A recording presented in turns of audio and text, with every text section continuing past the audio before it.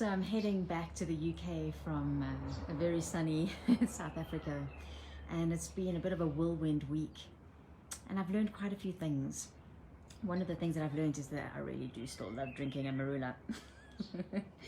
And so I know, as so many of you who are here for much longer than just a week experience the load shedding, the electricity cuts, which was a real shock for me. I think I'd forgotten, having not been able to travel because of COVID for so long. However, something quite magical happened last night. You know, I was sitting in the dark with my parents, and of course there's nothing to do. You know, the data tower, you know, the towers tend to not even work, so there's no Wi-Fi, there's no screens to distract us. So, you know, we have a bit of a marula and we start chatting. And I asked my dad and my mum what their happiest childhood memory was before they were teenagers. And I learned something new. You know, my dad's happiest memory was the winter of 1956 when he was 6 years old. And for 3 or 4 weeks, it was so freezing cold that he couldn't go to school because the ink had frozen. And so we had this beautiful conversation around the fact that my dad grew up at a time where you would use a plume and dip it into ink and write with that. I mean, how's that? We don't even write now, we have iPads. And we just had such a lovely giggle, and I learned stuff about them that I didn't know. And so I guess what I'm taking back with me is, what could we learn from each other if we sat without screens, without a marula, and we just had conversations and asked questions, you know, like that. And the power cuts make me think also about how we feel when our lights go out. I must say, traveling wasn't really easy. You know, we all have personal struggles, and if you're feeling like your light's going out, maybe you're even feeling burnt out.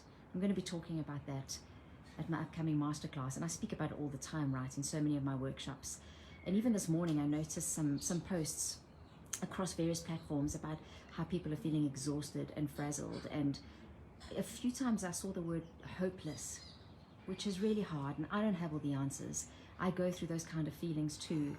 What I know is that it's important to feel them, and it's also important to create space for allowing the feelings to go through.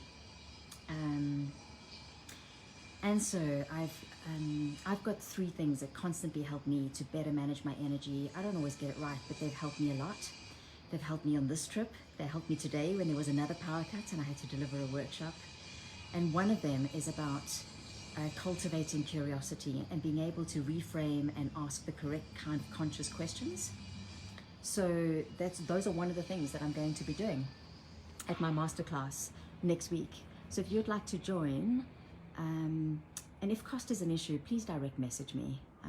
I'd really love the opportunity for us to talk about these simple steps that, if we put into practice, can really become part of our toolkit. So even when the lights go out, or it seems really dark, or there's no power and we have no energy and everything seems exhausting, you've got things that you can pull out of your toolkit. You know, you can find a match or a lighter, and you can have access to a little candle flame. Yeah, what a privilege it is to travel, even though the world feels quite crazy and wild.